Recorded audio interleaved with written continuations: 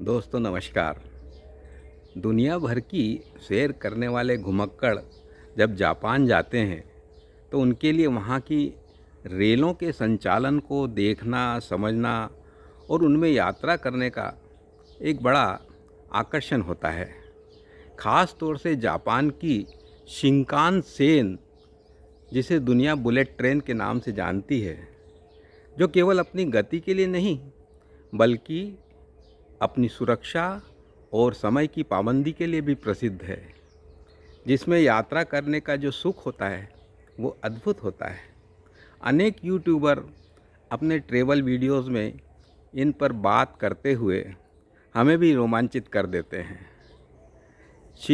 Shinkansen यानी bullet train का चलना विज्ञान और इंजीनियरिंग की कई उन्नत सिद्धांतों पर आधारित है। उसकी डिज़ाइन खास एरोडायनामिक के अनुसार विकसित की गई है। सामने का हिस्सा बहुत लंबा होता है और नुकीला होता है। यह केवल स्टाइल के लिए नहीं है बल्कि पिस्टन इफ़ेक्ट को कम करने के लिए।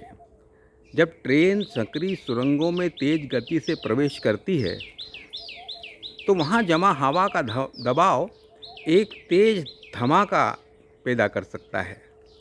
इस के कारण उसका बहुत शोर होता है और ये लंबा नाक वाला डिज़ाइन उस हवा को चीर देता है और शोर को कम करता है। इस ट्रेन से जापान की अंडर वाटर टनल से होकर यात्रा करते हुए किसी भी व्यक्ति का चकित हो जाना स्वाभाविक है। जापान जाने वाले हर ट्रैवलर की विश लिस्ट में यह टनल प्राथमिकता से होती है। दरअसल जापान की सेइकान टनल दुनिया की सबसे गहरी और सबसे लंबी अंडर वाटर रेल सुरंगों में से एक है। यह केवल इंजीनियरिंग का चमत्कार ही नहीं बल्कि इसके पीछे मानवीय संकल्प, बलिदान और विज्ञान की अद्भुत गाथा छिपी हुई है।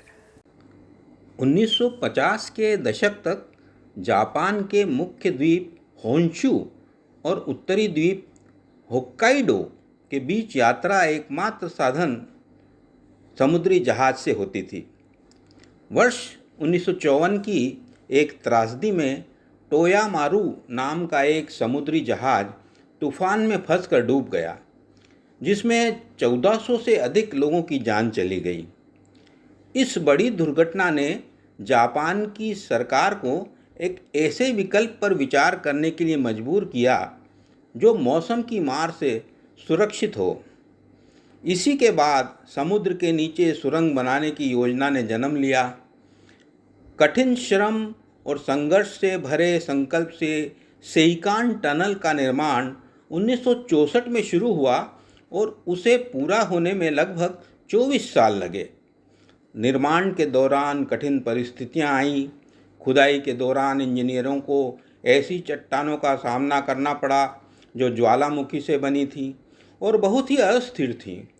भीतर काम करते हुए समुद्र के पानी का रिसाव निरंतर खतरा बना रहता था। इसके बावजूद इस प्रोजेक्ट में हजारों मजदूरों और इंजीनियरों ने दिन रात काम किया।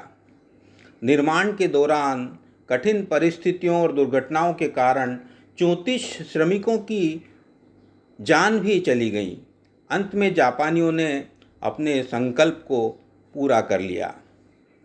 समुद्र के नीचे ट्रेन चलाना कोई साधारण बात नहीं थी। इसके लिए उस समय की सबसे उन्नत तकनीक का उपयोग किया गया, जो इस सुरंग की विशेषताओं के रूप में रिकॉर्ड हो गई। सुरंग की कुल लंबाई 53.85 किलोमीटर है, जिसमें 23.3 किलोमीटर का हिस्सा समुद्र के नीचे है।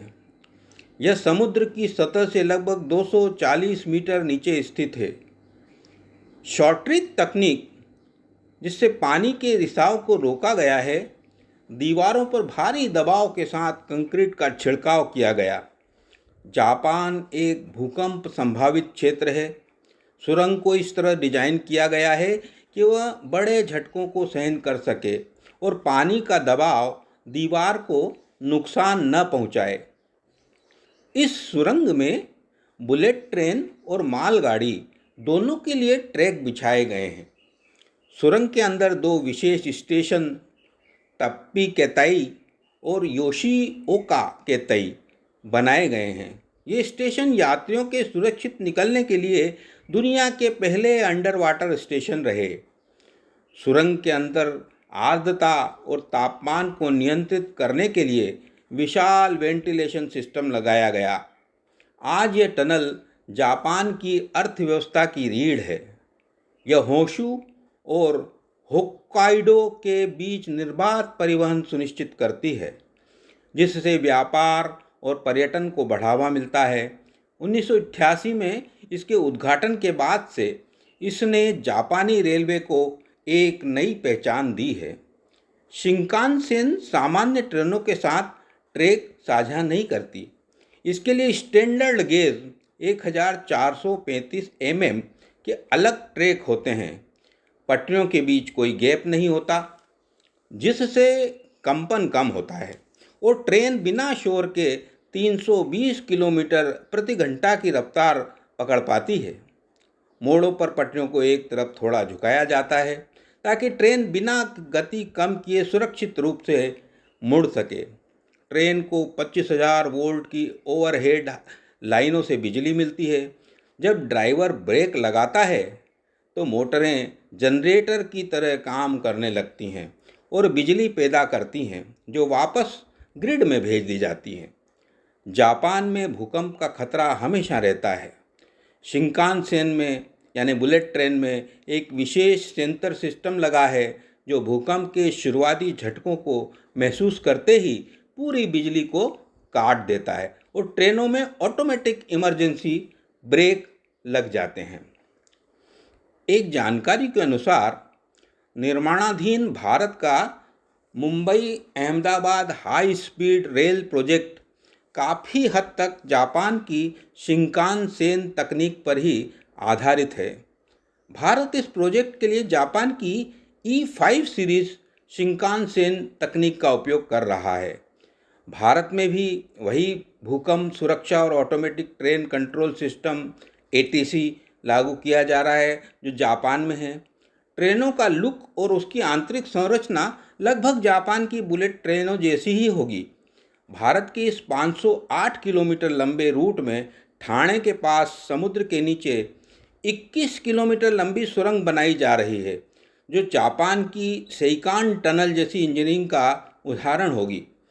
भारत में पहली बार J-स्लैब ट्रैक सिस्टम का उपयोग हो रहा है, जिसमें पत्थर नहीं होते बल्कि कंक्रीट के स्लैब पर पटरी बिछाई जाती है। भारत की गर्मी और धूल भरी परिस्थिति को देखते हुए तदनुसार ट्रेनों के एयर कंडीशनिंग और वेंटिलेशन सिस्टम में भी दबाव और विशेष बदलाव किए जा रहे हैं। बुलेट ट्रेन की तकनीक को अपनाने के साथ साथ